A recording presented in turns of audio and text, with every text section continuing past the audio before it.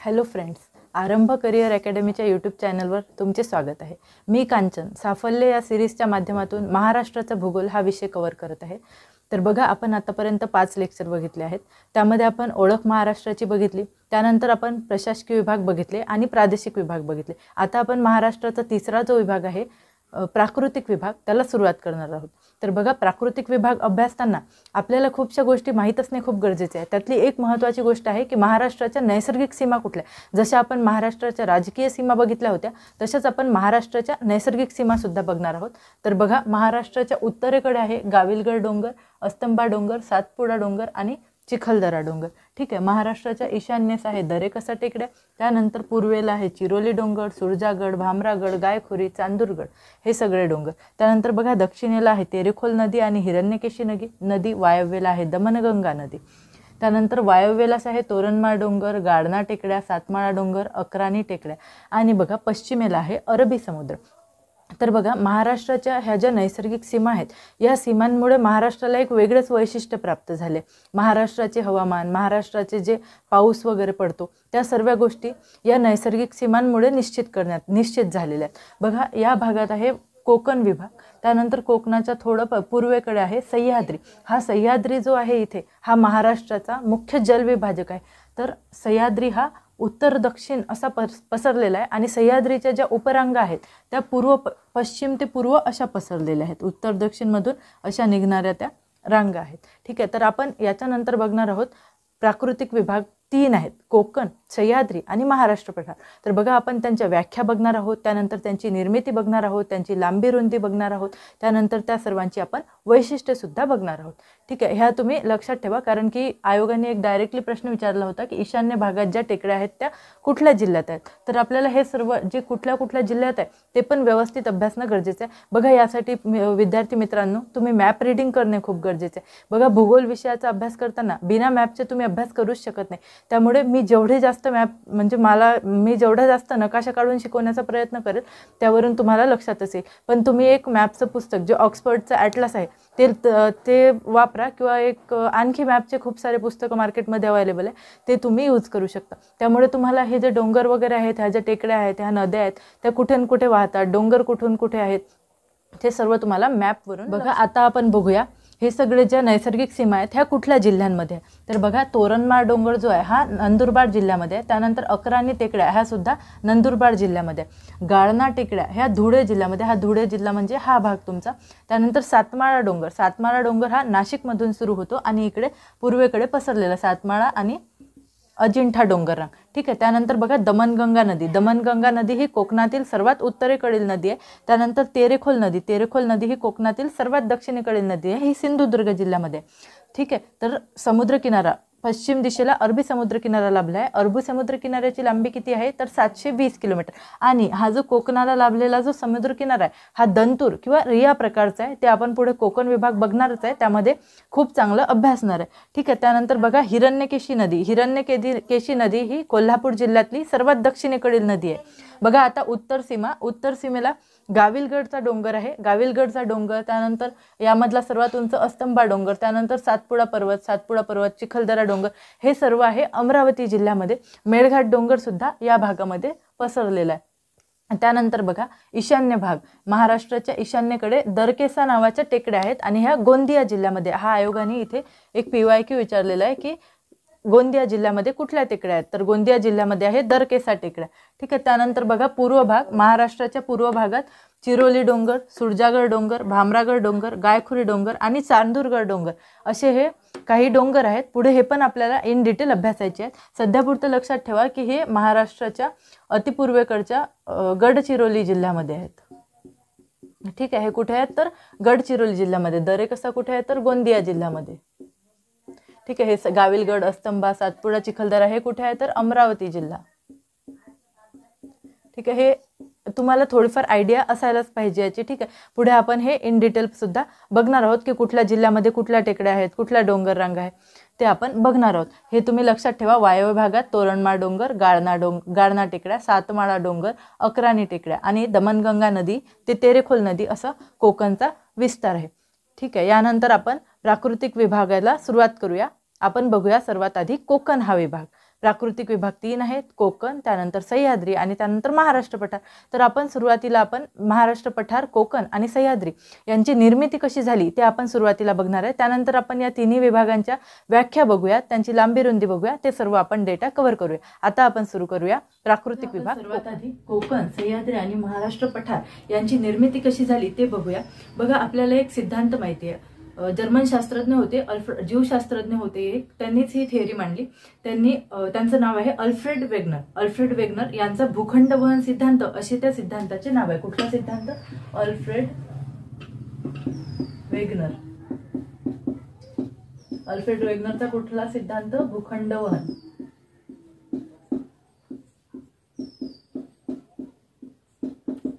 भूखंड वहन सिद्धांत.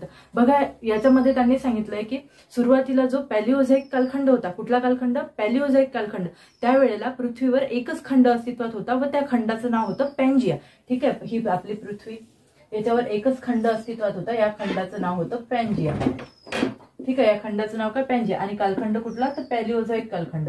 पॅलिओझाईक कालखंडामध्ये पॅन्जिया नावाचा एकच खंड पृथ्वीवर अस्तित्वात होता. त्यानंतर बघा, कार्बोनिफेरस महायुग आले. कार्बोनिफेरस महायुगात काय झाले? तेथिसा नावाचा समुद्र निर्माण झाला आणि त्या समुद्राने काय केले? या पॅन्जियाला 2 भागामध्ये तोडले. ठीक आहे, तर 2 भागामध्ये कसे तोडले? इथे हा तेथिसा नावाचा असा समुद्र तयार झाला. ठीक आहे, हा कुठला आहे? तेथिसा समुद्र. तेथिसा नावाचा समुद्र. तर उत्तरेकडील जो भाग होता तो होता अंगारा लँड. ठीक आहे, उत्तरेकडील भाग कुठला? अंगारा लँड. आणि दक्षिणेकडील भाग कुठला? तर गोंडवाना लँड.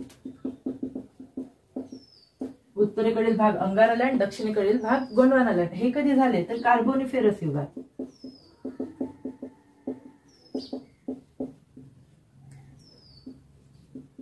ठीक आहे, कार्बोनिफेरस युगात हे घडले. तर बघा, यामध्ये काय झाले की अंगारा लँड आणि गोंडवाना लँड या दोन्ही लँडचा जो पोर्शन होता त्याच्यामध्ये काय झालं? भू अंतर्गत हालचाली निर्माण व्हायला लागल्या. ठीक आहे, अंगारा लँडचा जो भाग होता हा दक्षिणेकडे सरकायला लागला, गोंडवाना लँडचा जो भाग होता हा उत्तरेकडे सरकायला लागला.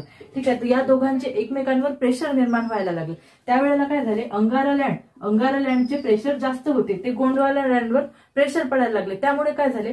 गोंडवाना लँडमध्ये ज्वालामुखीचे उद्रेक व्हायला लागले. म्हणजे या लँडमध्ये असे ज्वालामुखीचे उद्रेक व्हायला लागले. असे ज्वालामुखीचे उद्रेक 70 दशलक्ष वर्षापूर्वी 70 दशलक्ष वर्षापूर्वी जवळपास 29 वेळा असे उद्रेक व्हायला लागले. ज्वालामुखीचे उद्रेक असे तब्बल 29 वेळा झाले. व त्यामुळे काय झाले? इथे पठाराचा भाग तयार झाला, त्याला आपण म्हणतो डेक्कन ट्रॅप. ठीक आहे, त्याला आपण काय म्हणतो? डेक्कन ट्रॅपची निर्मिती झाली. ठीक आहे, त्या डेक्कन ट्रॅप वर जो खडक होता तो स्तरित प्रकारचा खडक होता, तोच पुढे बेसॉल्ट नावाने ओळखला जाऊ लागला.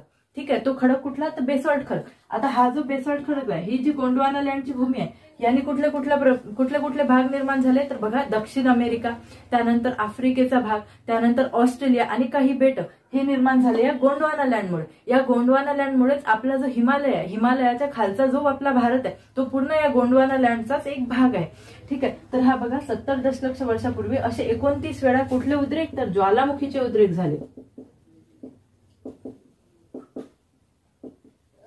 जवळपास 29 वेळा 70 दशलक्ष वर्षापूर्वी असे ज्वालामुखीचे उद्रेक झाले व डेक्कन ट्रॅप म्हणजेच दख्खनचा प्रदेश आपला निर्माण झाला. तो कसा प्रदेश आहे? तर तो पठारी आहे आणि तो बनला कशाचा आहे? तर बेसॉल्ट या खडकापासून बनलेला आहे. ठीक आहे, तर अशी झाली महाराष्ट्र पठाराची निर्मिती. त्यानंतर काय झाले? पुन्हा याचं प्रेशर वाढत गेलं आणि हा गोंडवाना जो भाग होता याच्यात पूर्वी फक्त पूर्व पश्चिमच्या हालचाली चालू होत्या, नंतर त्या उत्तर, दक्षिण, पूर्व, पश्चिम अशा चारही दिशेने या भूअंतर्गत हालचाली होत गेल्या व या भूमीवर खूप जास्त प्रेशर निर्माण होत गेले. त्यामुळे काय झाले की त्याच्यामध्ये भ्रंशमूलक उद्रेक व्हायला लागले. असेच भ्रंशमूलक उद्रेक झाल्यामुळे काय झाले? इथे सह्याद्री पर्वताची निर्मिती झाली. हा जो डेक्कन ट्रॅपचा प्रदेश निर्माण झाला याच्या पश्चिमेकडच्या भागात इथे सह्याद्री पर्वताची निर्मिती व्हायला लागली. नंतर काय झाले? या सह्याद्री पर्वताची निर्मिती झाल्यानंतरच या सह्याद्री पर्वताचा प्रस्तरभंग झाला. प्रस्तरभंग होऊन कोकणची किनारपट्टी निर्माण झाली. ठीक आहे, आपण हे इन शॉर्ट बघितले. महाराष्ट्र पठार, त्यानंतर सह्याद्री आणि कोकण कसे निर्माण झाले हे आपण शॉर्टकट मध्ये बघितले. बघा, मी पुन्हा एकदा सांगण्याचा प्रयत्न करते. अल्फ्रेड वेगनर हा जो शास्त्रज्ञ होता यांनी भूखंड वहन सिद्धांत मांडला. त्या सिद्धांतानुसार पॅलिओझाईक या कालखंडात, कुठला कालखंड? पॅलिझोईक कालखंड. पॅलिझोईक कालखंडामध्ये पृथ्वीवर एकच खंड अस्तित्वात होता, त्या खंडाचं नाव आहे पॅन्जिया. त्यानंतरच्या कालखंडात काय झाले, कार्बोनिफेरस युग आले. कार्बोनिफेरस युगात तेथिसा नावाचा एक समुद्र निर्माण झाला. यांनी या पॅन्जियाला अंगारालँड आणि गोंडवाना लँड अशा दोन भागामध्ये डिवाइड केले. अंगारालँड उत्तरेकडील भाग, गोंडवाना लँड दक्षिणेकडील भाग. ठीक आहे. त्यानंतर काय झालं, या दोन्ही लँडमध्ये भूअंतर्गत हालचाली होत गेल्या. अंगारा लँड दक्षिणेकडे सरकत होती, गोंडवाना लँड उत्तरेकडे सरकत होती. पण या अंगारा लँडचे प्रेशर खूप जास्त असल्यामुळे काय झालं, गोंडवाना लँडवर ज्वालामुखीचे उद्रेक व्हायला लागले. ज्वालामुखी उद्रेकामधून जो लावारस बाहेर पडत होता त्याचं संचयन या गोंडवाना लँडच्या भागामध्ये त्याचं संचयन होत गेलं. असे थरावर थर साचत गेले. ही प्रक्रिया कधी झाली तर 70 दशलक्ष वर्षापूर्वी, आणि अशी प्रक्रिया तब्बल 29 वेळा झाली. त्यामुळे काय झालं, महाराष्ट्र पठाराचा भाग निर्माण झाला. नंतरच्या कालखंडातही अशाच भूअंतर्गत हालचाली खूप जास्त प्रमाणात व्हायला लागल्या आणि त्या पूर्व पश्चिम दिशेने व्हायला लागल्या, पश्चिम पूर्व दिशेने व्हायला लागल्या. पण त्या भूअंतर्गत हालचाली पश्चिम पूर्व दिशेने जास्त होत्या, पश्चिम ते पूर्व दिशेने जास्त होत्या. त्यामुळे काय झालं की हा जो पठाराचा प्रदेश निर्माण झाला होता त्यामध्ये भ्रंशमूलक उद्रेक झाला. भ्रंशमूलक उद्रेक झाल्यामुळे काय झालं, इथे एक उंचवटाचा भाग निर्माण झाला. खूप या पठारापेक्षा खूप जास्त उंचीचा भाग निर्माण झाला, तो म्हणजे आपला सह्याद्री निर्माण झाला. नंतर सह्याद्रीमध्ये पण भूअंतर्गत हालचाली होतच राहिले. त्यामुळे काय झालं, सह्याद्रीचा प्रस्तरभंग किंवा त्याला आपण अपभ्रंश म्हणू शकतो तो झाला आणि त्याने कोकणाचा भाग निर्माण झाला. अशा प्रकारे महाराष्ट्र पठार, त्यानंतर सह्याद्री आणि कोकणाची निर्मिती झाली. बघा मी आता इथे तुम्हाला एक डायग्रामॅटिक फॉर्म मध्ये सांगण्याचा प्रयत्न करते. हे बघा, हा आहे समजा तुमचा कोकणचा भाग, त्यानंतर हा आहे सह्याद्री आणि हा आहे आपला पठारी भाग. ठीक आहे, हा झाला कोकण. ठीक आहे, हा आपला सह्याद्री आणि हे इकडचा भाग जो आहे एवढा हा आहे महाराष्ट्र पठार. ठीक आहे. तर हा कशामुळे निर्माण झाला तर ज्वालामुखीच्या उद्रेकामुळे. ठीक आहे. सह्याद्री कशामुळे निर्माण झाला तर भ्रंशमूलक उद्रेकामुळे. भ्रंशमूलक उद्रेकामुळे. आणि कोकण कसा निर्माण झाला तर अपभ्रंशामुळे किंवा यालाच म्हणू शकतो प्रस्तरभंग. ठीक आहे. हे बेसिक तुम्ही लक्षात ठेवा. बघा, हा आहे आपला कोकणचा भाग, कोकणचा भाग. ठीक आहे. त्याच्यानंतर हा आहे आपला सह्याद्री, सह्याद्री पर्वताचा भाग. त्यानंतर हा एवढा जो पोर्शन आहे हा आहे आपला महाराष्ट्र पठाराचा भाग. बघा, अल्फ्रेड वेगनरच्या सिद्धांतानुसार आपण ज्वालामुखी उद्रेकामुळे महाराष्ट्र पठाराची निर्मिती झाली, भ्रंशमूलक उद्रेकामुळे सह्याद्रीची निर्मिती झाली आणि प्रस्तरभंगामुळे कोकणाची निर्मिती झाली. बघा, हे आपण बघितलं कोकण, सह्याद्री आणि महाराष्ट्र पठार हे निर्माण कसे झाले. पुढे आपण बघूया व्याख्या. तर बघा, आता हे बघितलं आपण निर्मिती. आता नेक्स्ट आपण बघूया व्याख्या. व्याख्या बघा, कोकण म्हणजे काय तर कोकण म्हणजे अरबी समुद्र. बघा, आता आपल्याला माहिती आहे आपण महाराष्ट्राचा मॅप पाहिला होता. आता आपण इन शॉर्ट मॅप असा काढू. ठीक आहे, महाराष्ट्राचा मॅप. तर या बाजूला काय आहे अरबी समुद्र, या बाजूला काय अरबी समुद्र. इथे काय कोकण आहे, इथे काय तुमचा सह्याद्रीचा भाग आहे आणि हा पूर्णचा पूर्ण काय तुमचा महाराष्ट्र पठाराचा भाग. ठीक आहे. तर इथे हा जो कोकण आहे तर कोकणाची व्याख्या करताना आपण काय म्हणू शकतो, कोकण हा अरबी समुद्राच्या पूर्वेकडे आणि सह्याद्रीच्या पश्चिमेकडे चिंचोळा किंवा निमुळता जो भाग आहे त्याला आपण कोकण म्हणतो. आता आपण कोकणचा विस्तार सुद्धा बघितलाय. दमनगंगा नदीपासून तेरेखोल नदीपर्यंत कोकण विस्तारलेला आहे. ही आपण इन शॉर्ट कोकणची डेफिनेशन म्हणू शकतो.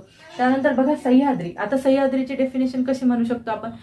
बघा, कोकणच्या पूर्वेकडे आणि महाराष्ट्राच्या पश्चिमेकडे असलेला भाग म्हणजेच आपला सह्याद्री. तो निर्माण कसा झाला तर भ्रंशमूलक उद्रेकाने निर्माण झाला. त्यानंतर बघा महाराष्ट्र पठार. महाराष्ट्र पठार म्हणजे काय, सह्याद्रीच्या पूर्वेकडे विस्तीर्ण असा पसरलेला भाग, भूभाग म्हणजेच महाराष्ट्र पठार. ठीक आहे. अशा आपण इन शॉर्ट महाराष्ट्र पठार, कोकण आणि सह्याद्री या तिघांच्या डेफिनेशन सुद्धा करू शकतो. त्यानंतर आपल्याला बघायचं आहे यातला एक एक विभाग आणि त्याची पूर्ण लांबी, रुंदी आणि वैशिष्ट्य. आता आपण सुरू करूयात आपला पहिला प्राकृतिक विभाग म्हणजे कोकण. बघा, आपण आताच कोकणची निर्मिती कशी झाली म्हणजे कोकण, सह्याद्री आणि महाराष्ट्र पठार या तिघांची निर्मिती कशी झाली ते आपण आताच भूखंड वहन सिद्धांतावरून शिकलेलो आहे. त्यानंतर बघा व्याख्या. आपण कोकणची व्याख्या सुद्धा बघितली. कोकणची व्याख्या काय तर अरबी समुद्राच्या पूर्वेकडे आणि सह्याद्रीच्या पश्चिमेकडे दमनगंगा नदी ते तेरेखोल नदीपर्यंत जो प्रदेश विस्तारलेला आहे त्याला आपण कोकण म्हणतो. ठीक आहे. तर या कोकणचे प्राचीन ग्रंथामध्ये ऋग्वेदामध्ये पण कोकणचा उल्लेख आलेला आहे। कोकणाला पूर्वी वेगवेगळ्या नावांनी ओळखलं जात होते, त्यातलंच एक नाव आहे मूषक, आळूक। अशा खूप साऱ्या गोष्टी तुम्हाला ऋग्वेद काळात किंवा त्यानंतरच्या काळातील खूप जुन्या गोष्टी या कोकणशी संदर्भात आढळतील, पण त्या आपल्याला एक्झाममध्ये विचारल्या जात नाही, त्यामुळे आपण त्या इथे कव्हर करणार नाही आहोत। ठीक आहे, ते कोकणची जी हिस्ट्री आहे त्याच्यामध्ये तुम्हाला मिळून जाईल। ठीक आहे, त्यानंतर बघा लांबी आणि रुंदी। आता कोकणची लांबी आणि रुंदी किती आहे, तर कोकणची उत्तर दक्षिण लांबी आहे 540 किलोमीटर। कोकणची उत्तर दक्षिण लांबी किती आहे, 540 किलोमीटर। म्हणजे पालघर जिल्ह्यापासून ते सिंधुदुर्ग जिल्ह्यापर्यंत लांबी जर आपण बघितली तर ती आहे 540 किलोमीटर। आता रुंदी बघूया, रुंदी आहे 30 ते 60 किलोमीटर ॲव्हरेजमध्ये, म्हणजे 30 किलोमीटर ते 60 किलोमीटर सरासरीमध्ये। त्यानंतर बघा सर्वाधिक रुंदी आहे 90 ते 95 किलोमीटर आणि ही आहे ठाणे जिल्ह्यामध्ये। ठाणे जिल्ह्यामध्ये कोकणाची रुंदी सर्वाधिक आहे, जवळपास 90 ते 95 किलोमीटर। सर्वात कमी रुंदी आहे सिंधुदुर्ग जिल्ह्यामध्ये, ती आहे बघा 40 ते 45 किलोमीटर। ठीक आहे, 30-35 किलोमीटर सुद्धा, 30 ते 35 किलोमीटर। ठीक आहे, 30 ते 40 किलोमीटरच्या आसपास आहे सिंधुदुर्ग जिल्ह्यामध्ये। त्यानंतर बघा किनारपट्टीची लांबी। आता महाराष्ट्राला जो समुद्र किनारा लाभलेला आहे तोच म्हणजे कोकण किनारपट्टीची लांबी, म्हणजे 720 किलोमीटर। त्यानंतर कोकणचे वर्गीकरण आपण करू शकतो। कोकणचे वर्गीकरण खलाटी आणि वलाटी। तर बघा वर्गीकरण दोन प्रकारे केले आपण। बघा हे वर्गीकरण कसे केले, तर पूर्व पश्चिम वर्गीकरण। म्हणजे खलाटी हा जो भाग आहे हा कोकणचा पश्चिमेकडील भाग आहे, तर वलाटी हा जो भाग आहे हा कोकणचा पूर्वेकडील भाग आहे। ठीक आहे, या दोन्ही प्रदेशाची वेगवेगळी वैशिष्ट्ये आहे, ते आपण थोडं पुढे अभ्यासणार आहोत। त्यानंतर बघा कोकणच्या दुसऱ्या प्रकारे आपण वर्गीकरण केलंय, उत्तर कोकण, मध्य कोकण आणि दक्षिण कोकण। हे वर्णन कसे आहे, वर्गीकरण कसे आहे, तर उत्तर दक्षिण। म्हणजे कोकणचे उत्तर दक्षिण वर्गीकरण कसे करण्यात आले आहे, तर 3 भागांमध्ये करण्यात आले आहे, उत्तर कोकण, मध्य कोकण आणि दक्षिण कोकण। तर बघा उत्तर कोकण कुठे पसरलेला आहे, तर उत्तर कोकण आहे दमनगंगा नदी ते पाताळगंगा नदी पर्यंत। ठीक आहे, दमनगंगा ते पाताळगंगा नदीपर्यंतचा जो भाग आहे तो उत्तर कोकणामध्ये येतो। यामध्ये कुठले कुठले जिल्हे येतात, तर पालघर, ठाणे, मुंबई शहर, मुंबई उपनगर आणि रायगडचा उत्तरेकडील भाग। ठीक आहे, त्यानंतर मध्य कोकण। आता मध्य कोकण म्हणजे काय, पाताळगंगा नदी ते सावित्री नदी या 2 नद्यांदरम्यानचा जो भाग आहे त्याला मध्य कोकण म्हणतात। आता मध्य कोकणात रायगडचा दक्षिण भाग आणि रत्नागिरी जिल्ह्याचा उत्तरेकडचा भाग, ह्या 2 जिल्ह्यांचा भाग म्हणजे मध्य कोकण होईल। त्यानंतर बघा दक्षिण कोकण। आता दक्षिण कोकण म्हणजे काय, तर दक्षिण कोकण म्हणजे रत्नागिरीचा दक्षिण भाग आणि सिंधुदुर्ग पूर्ण जिल्हा हे येतात दक्षिण कोकणमध्ये। दक्षिण कोकण सावित्री नदी ते दमनगंगा नदी दरम्यानचा प्रदेश आहे। ठीक आहे, वर्गीकरण 2 प्रकारे करता येते, पूर्व पश्चिम वर्गीकरण आणि उत्तर दक्षिण लांबीनुसार वर्गीकरण। ठीक आहे, तर आपल्याला पुढे कोकणाची वैशिष्ट्ये बघायची। कोकणाची वैशिष्ट्येमध्ये काय आपल्याला खलाटी वलाटी अभ्यासायचं आहे, उत्तर कोकण, मध्य कोकण, दक्षिण कोकण यांची वैशिष्ट्ये अभ्यासायची आहेत। तर बघा खलाटी म्हणजे काय, वैशिष्ट्ये, कोकणाची काय वैशिष्ट्ये, तर पहिलं घेतलं आपण खलाटी। खलाटी म्हणजे काय, हा आहे कोकणाचा अतिपश्चिमेकडील भाग। म्हणजे जर तुम्ही असा महाराष्ट्र काढला, हा आहे तुमचा कोकणाचा भाग। ठीक आहे, हा झाला आपला कोकण। तर याचा जो हा पश्चिमेकडचा भाग आहे, अरबी समुद्राचा लागून असलेला भाग, अरबी समुद्राच्या पूर्वेकडचा भाग आणि कोकणाच्या पश्चिमेकडचा भाग म्हणजे होईल खलाटी। खलाटीची रुंदी किती, तर 5 ते 15 मीटर। खलाटीची रुंदी किती, 5 ते 15 मीटर रुंदीचा हा खलाटीचा प्रदेश असतो। ठीक आहे, खलाटीचा प्रदेश 5 ते 15 मीटर। त्यानंतर येईल हा जो पुढचा भाग आहे सह्याद्री पर्वताच्या पश्चिमेकडचा भाग। इथे काय आहे तुमचा सह्याद्री पर्वत, इथे काय हा आपला सह्याद्री पर्वत, हा सह्याद्री पर्वत।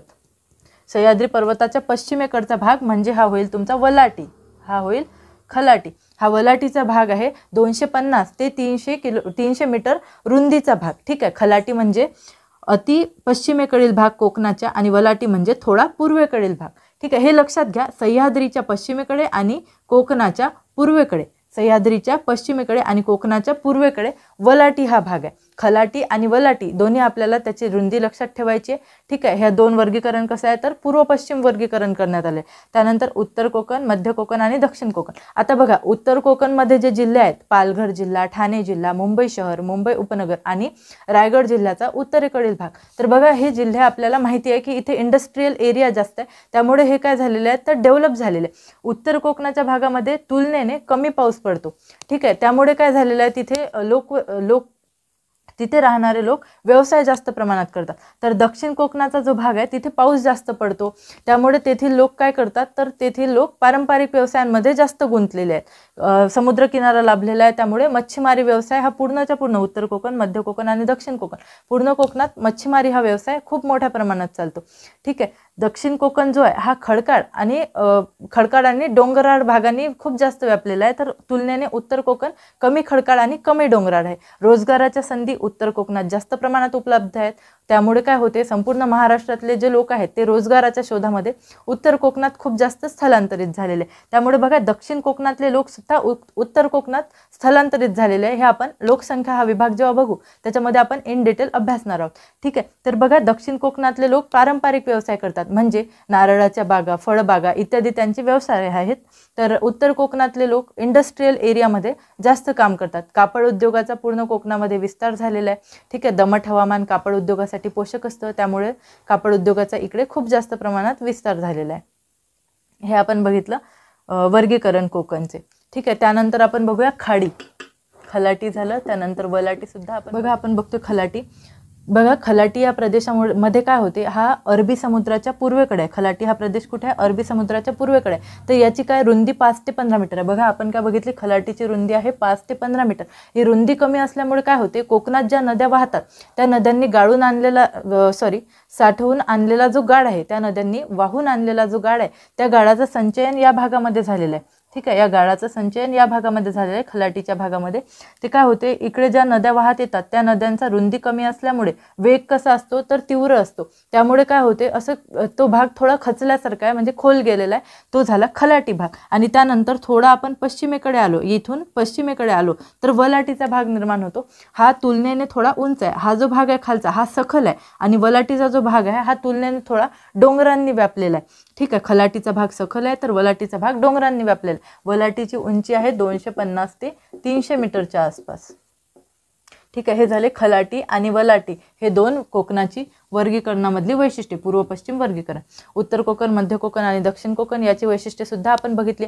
बघा आपल्याला माहितीच आहे, कोकणात जे खनिजे सुद्धा आढळतात, काही ती खनिजे कुठे आढळतात, तर दक्षिण कोकणात जास्त प्रमाणात आढळतात. बॉक्साईट हे जे खनिज आहे ते थोड्याफार प्रमाणात ठाणे जिल्ह्यात सुद्धा आढळते. बघा आपण जेव्हा भूगर्भ रचना हा जो चॅप्टर आहे तो बघू, त्याच्यामध्ये आपण खडक प्रणाली सुद्धा बघू, त्यामध्ये आपण कुठल्या खडकात कुठले खनिजे आढळतात ते सुद्धा पुढे बघणार आहोत. त्यामुळे आपण तो पोर्शन इथे कव्हर नाही करणार. नेक्स्ट आपण बघणार आहे खाडी. तर बघा खाडी म्हणजे काय. आता खाडी बघा, तुम्हाला प्रश्न पडला असेल की खाडी फक्त तिथेच असू शकते जिथे नदी आणि समुद्र भेटतात, पण असं नसते. काही प्रमाणात जिथे नदी नाही तिथे सुद्धा खाडी निर्माण होऊ शकते. खाडी म्हणजे काय, तर आपल्याला एक डेफिनेशन नेहमीच माहिती असते. खाडी म्हणजे काय, नदीचे पाणी समुद्रात, म्हणजे ज्या वेळेला समुद्रात जाते तर त्यावेळेला समुद्राचं पाणी सुद्धा नदीच्या मुखामध्ये प्रवेश करते, तर ते पाणी निमखारे पाणी तयार होते. तर ते पाणी जिथपर्यंत प्रवेश करते तिथपर्यंतच्या भागाला खाडी म्हणतात. खाडी हा जो प्रदेश आहे हा जैवविविधतेसाठी खूप महत्त्वाचा असतो. काही जे मासे आहेत ते या खाडीच्या प्रदेशामध्येच प्रजनन वगैरे करतात, त्यामुळे खाडीचा प्रदेश आपल्यासाठी खूप महत्त्वाचा आहे. काही ठिकाणी बघा नदी नसून सुद्धा खाड्या निर्माण होतात, तर ते का होते, समुद्रकिनारा जो आहे त्या समुद्रकिनाऱ्यात समुद्राचे पाणी भरतीच्या वेळेला खूप दूरपर्यंत आतमध्ये शिरते. ते ज्या पॉईंटपर्यंत आतमध्ये शिरते त्या पूर्ण भागाला आपण खाडी असे म्हणतो. ठीक आहे. म्हणजे फक्त तुम्हाला एवढं लक्षात ठेवायचं आहे की जिथे नदी नसेल तिथे सुद्धा खाडी निर्माण होते. आणि खाडी कशी निर्माण होते, तर समुद्राचे पाणी नदीच्या मुखात जिथपर्यंत आत शिरते त्या भागाला खाडी म्हणतात. पण जर नदी नसेल तर समुद्राचे पाणी किनाऱ्याच्या आत जिथपर्यंत शिरते त्या भागाला खाडी असे म्हणतात. ठीक आहे. हे आपण बघितलं. त्यानंतरचं वैशिष्ट्य खलाटी, वलाटी, त्यानंतर आपण बघितलं खाडी. ठीक आहे. त्यानंतर आणखी वैशिष्ट्ये कोकणाची बघूयात आपण. खाडी झाल्यानंतर बंदरे. बघा बंदरे हे सुद्धा कोकणाचे एक वैशिष्ट्य आहे. कोकणामध्ये जवळपास 50 बंदरे आहेत. बघा 2 मोठी बंदरे आणि 48 लहान बंदरे आहेत. ही जे बंदरे आहेत हे बंदरांचं व्यवस्थापन करण्यासाठी आपण त्यांना 6 भागांमध्ये म्हणजे व्यवस्थापन केलेलं आहे. ठीक आहे. बंदरे समूह आहेत त्यांना 6 भागांमध्ये व्यवस्थापन करण्यात आलेलं आहे. ठीक आहे. मोठे जे बंदर आहेत 2 ते आहे मुंबई बंदर आणि न्हावाशेवा बंदर.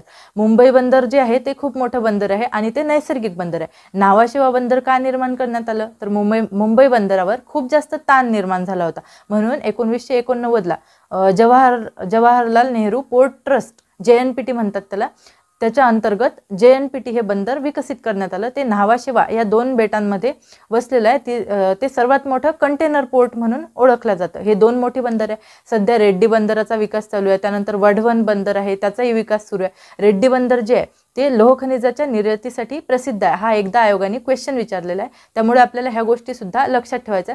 पुढे आपण बघणारच आहे की हे बंदरे समूह कुठले.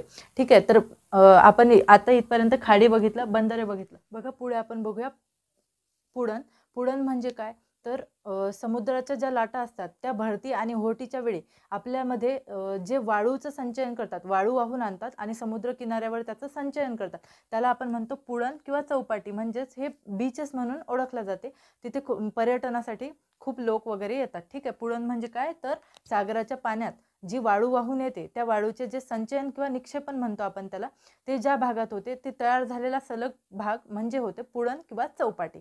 ठीक आहे, त्यानंतर बघा समुद्र किनारपट्टी आणि समुद्र किनारा या 2 गोष्टींमध्ये फरक आहे. बघा समुद्र किनारपट्टी जी आहे ती रिया प्रकारची. रिया म्हणजे काय, तर खोलगट.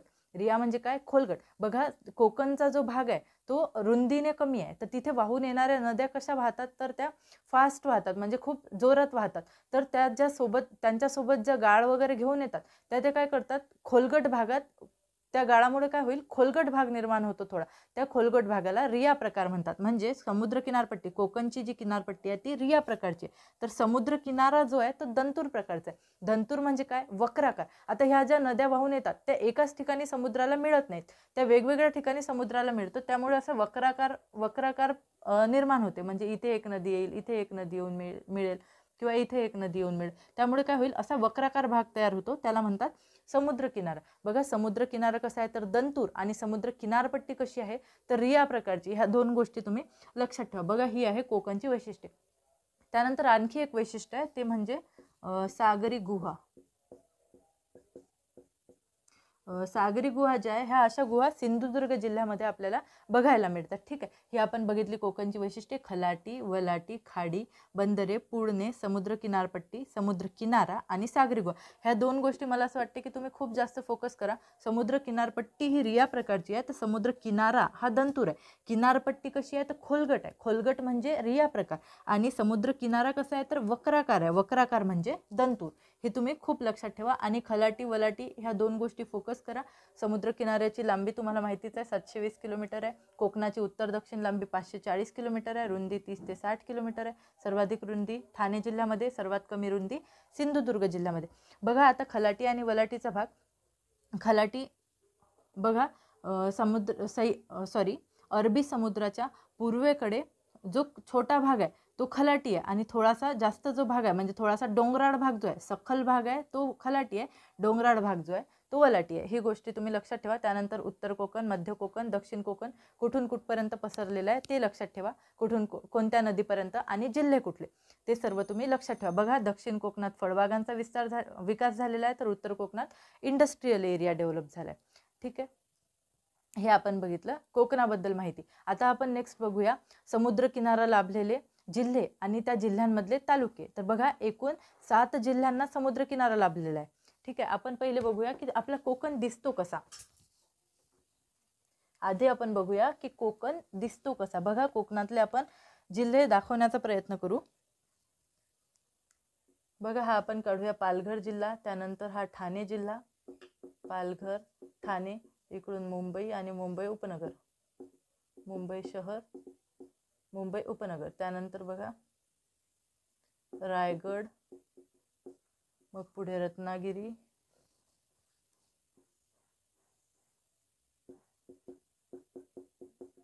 आणि सर्वात दक्षिणेकडे आहे तुमचा सिंधुदुर्ग.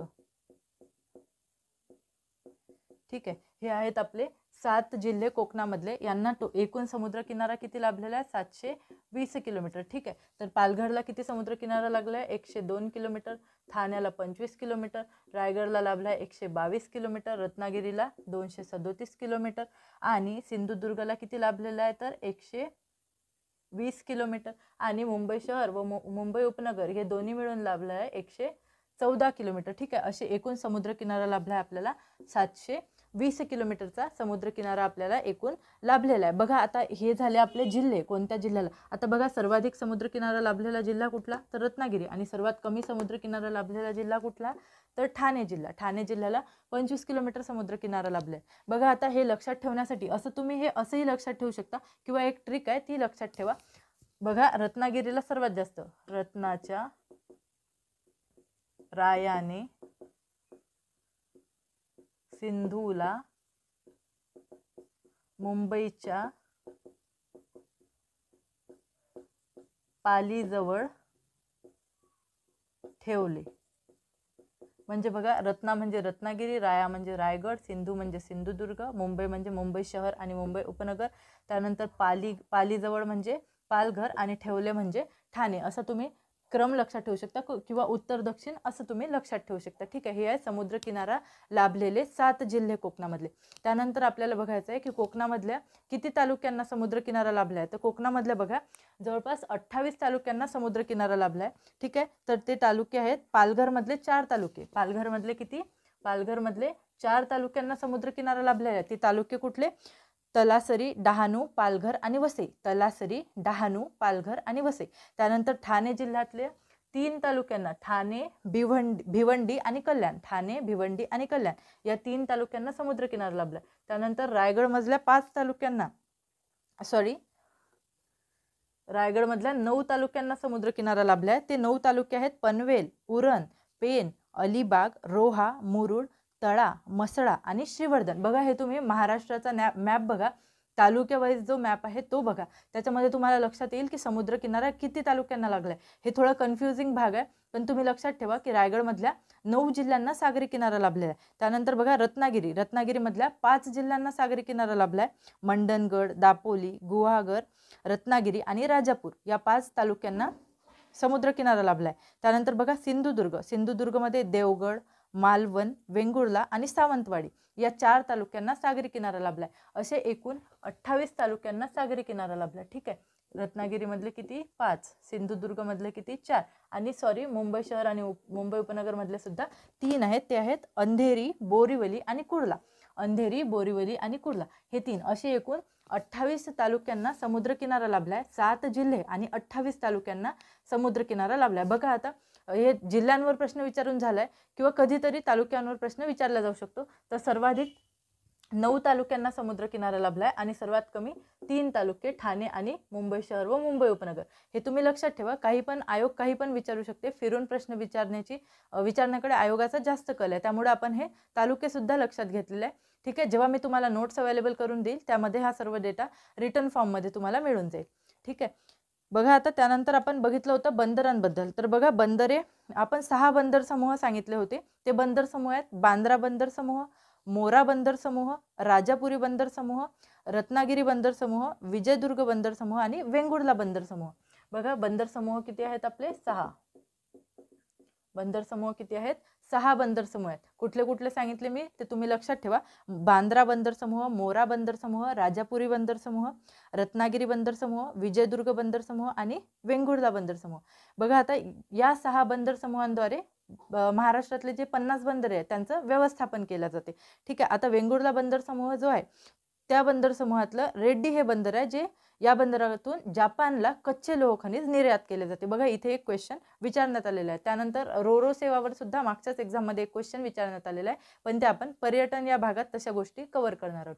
ठीक आहे, त्यानंतर बघा महाराष्ट्रातील प्रमुख खाड्या आपल्याला बघायच्या आहेत. प्रमुख खाड्या बघायच्या. ठीक आहे, आता बघा नदी आणि नदीवर निर्माण झालेल्या खाड्या आणि त्यांचा जिल्हा हे सगळं आपल्याकडे चार्टच्या फॉर्ममध्ये आहे. ते बघा मी तो तुम्हाला चार्ट वाचून दाखवते, कारण की एवढा सगळा डेटा एकदम रिकॉल नाही होत. तुम्हाला जर कोणी विचारलं या नदीवर कुठली खाडी आहे तर ते तुम्ही डायरेक्टली सांगू शकता, पण नदी आणि खाडी ॲट अ टाइम सांगणं थोडं हेक्टिक आहे. त्यामुळे मी तुम्हाला हे रीड करून दाखवते, तर तुम्ही लक्षपूर्वक ऐका, कारण की लिहिण्यामध्ये खूप जास्त टाइम कन्झ्युम होईल. ठीक आहे, बघा आता सर्वात पहिले आहे दातीवरेची खाडी. ती आहे वैतरणा किंवा तानसा नदीवर पालघर जिल्ह्यामध्ये. त्यानंतर आहे वसईची खाडी उल्हास नदीवर पालघर जिल्ह्यामध्ये. त्यानंतर आहे ठाण्याची खाडी उल्हास नदीवर ठाणे जिल्ह्यामध्ये. त्यानंतर मानोरी ही खाडी आहे, ही आहे मुंबई उपनगरमध्ये दहिसर नदीवर. मानोरी खाडी दहिसर नदीवर मुंबई उपनगरमध्ये. त्यानंतर मालाडची खाडी ओशिवरा नदीवर मुंबई शहरमध्ये, ठीक आहे. त्यानंतर मुंबई उपनगरमध्येच. त्यानंतर महिमची जी खाडी आहे ही मिठी नदीवर आहे. मिठी नदी मुंबई शहर आणि मुंबई उपनगर दोन्हीला जोडते, ठीक आहे. तर ही मिठी नदीवर कुठली खाडी आहे? महिम खाडी. म्हणजे 3 खाड्या लक्षात ठेवा, मानोरी, मालाड आणि महिम, ह्या मुंबई उपनगर आणि मुंबई शहरमध्ये आहे. त्यानंतर धरमतरची खाडी. धरमतरची खाडी कुठे आहे? तर पाताळगंगा आणि अंबा नदीवर, रायगड जिल्ह्यामध्ये. रोह्याची खाडी आहे कुंडलिका नदीवर. त्यानंतर राजापुरीची खाडी आहे काळ नदीवर. ह्या तिन्ही आहेत रायगड जिल्ह्यामध्ये. आणखी एक बघा, बाणकोट जी खाडी आहे ही रायगड आणि रत्नागिरीच्या सीमेवर आहे आणि सावित्री नदीवरती तयार झाली आहे. बाणकोटची खाडी, सावित्री नदी, रायगड आणि रत्नागिरी. त्यानंतर बघा दाभोळची खाडी. दाभोळची खाडी ही वशिष्ठी नदीवर आहे, रत्नागिरी जिल्ह्यामध्ये. त्यानंतर जयगडची खाडी शास्त्री नदीवर आहे. भाट्टेची खाडी काजडी नदीवर. बघा हे लक्षात ठेवा, भाट्टे काजडी ह्या आपल्याला जोड्या विचारण्यात आल्या, त्यामध्ये भाट्टे काजडी हे विचारण्यात आले. त्यानंतर बघा जैतापूरची खाडी काजवी नदीवर आहे. पूर्णगडची खाडी मुचकुंदी नदीवर. ह्या सर्व कुठे आहे? रत्नागिरीमध्ये, ठीक आहे. त्यानंतर विजयदुर्गची खाडी शुक नदीवर आहे. ही आहे रत्नागिरी आणि सिंधुदुर्ग या 2 जिल्ह्यांच्या बाँड्रीवर. कुठली खाडी? विजयदुर्गची खाडी शुक नदीवर. त्यानंतर देवगडची खाडी देवगड नदीवर. आचरा खाडी आचरा नदीवर. कर्ली खाडी कर्ली नदीवर. त्यानंतर तेरेखोलची खाडी तेरेखोल नदीवर. ह्या खाड्या आहेत सिंधुदुर्ग जिल्ह्यामध्ये, ठीक आहे. जिल्हा, खाडी आणि नदी हे सर्व आपल्याला लक्षात ठेवायचं. ते मी तुम्हाला यूट्यूब शॉर्ट्सच्या माध्यमातून नंतर प्रोव्हाइड करणारच आहे, ठीक आहे. ते तुम्हाला शॉर्ट्समध्ये तुमचा तो डेटा कव्हर होऊन जाईल. आपण ह्या खाड्या क्रमाने कव्हर करणार आहोत आणि जोड्याच्या फॉर्मॅटमध्ये सुद्धा कव्हर करणार आहोत, ठीक आहे. तर त्याच्यानंतर बघा, आपण आतापर्यंत काय काय बघितलं? कोकणाची वैशिष्ट्ये बघितली, समुद्र तालुक्यांना लाभलेला समुद्र किनारा बघितला, त्यानंतर बघा महाराष्ट्रातील प्रमुख खाड्या बघितल्या, ठीक आहे. आता आपण जलदुर्ग आणि समुद्र तटीय किल्ले बघूया. बघा जलदुर्ग कुठले कुठले?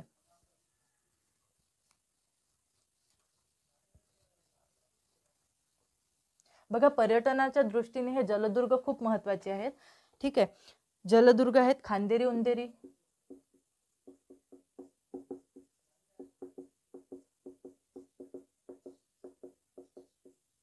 खांदेरी उंदेरी, त्यानंतर कासा, नंतर जंजिरा, सुवर्णदुर्ग, विजयदुर्ग आणि सिंधुदुर्ग. बघा हे 5 आहेत जलदुर्ग: खांदेरी उंदेरी, कासा, जंजिरा, सुवर्णदुर्ग, विजयदुर्ग आणि सिंधुदुर्ग. बघा हे जे दुर्ग आहे याची तुम्ही थोडक्यात माहिती सुद्धा बघू शकता आणि हे कुठल्या जिल्ह्यात आहे ते तुम्ही मला कमेंट बॉक्समध्ये सांगू शकता. त्यानंतर बघा समुद्र तटीय किल्ले. समुद्र तटीय किल्ले आहेत अर्नाळा,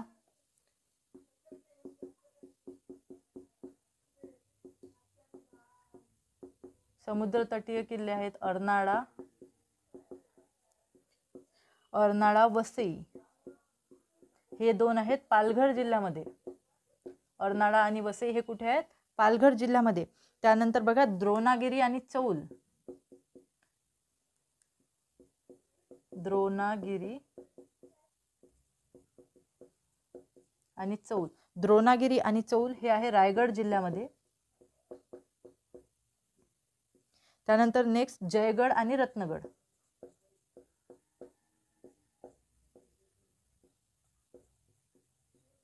हे आहेत रत्नागिरी जिल्ह्यामध्ये, ठीक आहे. हा डेटा तुम्ही लक्षात ठेवा. जलदुर्ग कुठले? खांदेरी उंदेरी, कासा, जंजिरा, सुवर्णदुर्ग, विजयदुर्ग, सिंधुदुर्ग. बघा मी तुम्हाला एक टास्क दिलाय. हे जिल्हे तुम्हाला हे जलदुर्ग तुम्हाला कुठल्या जिल्ह्यामध्ये आढळतात किंवा कुठल्या तालुक्यामध्ये आहे ते तुम्ही मला कमेंट बॉक्समध्ये सांगा. आणि समुद्र तटीय किल्ले अर्नाळा, वसई पालघर जिल्ह्यामध्ये आहे. द्रोणागिरी आणि चौल हे रायगड जिल्ह्यामध्ये आहे. त्यानंतर जयगड आणि रत्नगड हे रत्नागिरी जिल्ह्यामध्ये. हा डेटा तुम्ही लक्षात ठेवा. हा थोडासा न्यू डेटा आहे पण एक्झाममध्ये काही पण विचारू शकते. तुम्हाला याचा क्रम विचारू शकते. हा क्रम असाच आहे आणि हा क्रम असाच आहे, उत्तर ते दक्षिण, ठीक आहे. तुम्ही हा क्रम असाच्या असा लक्षात ठेवावा.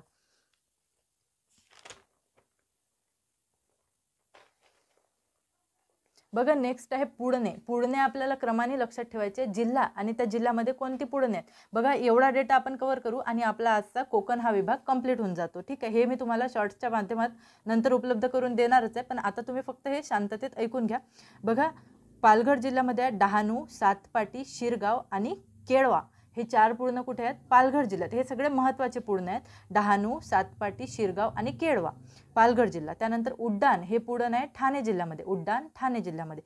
त्यानंतर बाबा मुंबई शहरामधले पुळणं ते आहेत गोराई, मानोरी, मारवे, वारंगल, जुहू चौपाटी, गिरगाव आणि दादरा. हे पुळणं झाले मुंबई शहरमध्ये. त्यानंतर रायगडमधले पुळणे बघूया. अलिबाग, मुरुड जंजिरा आणि श्रीवर्धन. रायगडमध्ये अलिबाग, मुरुड जंजिरा आणि श्रीवर्धन. त्यानंतर बघा रत्नागिरी जिल्ह्यामधील पुळणे आहेत हरणे, गुहागर आणि गणपतीपुळे. त्यानंतर नेक्स्ट बघा सिंधुदुर्ग जिल्ह्यामधील पुळणे आहेत तारकर्ली, देवबाग, उभादांडा, मोचेमाड आणि शिरोडा. ठीक आहे, सिंधुदुर्ग जिल्ह्यामधील पुळणे कुठली? तारकर्ली, देवबाग, त्यानंतर उभादांडा, मोचेमाड आणि शिरोडा.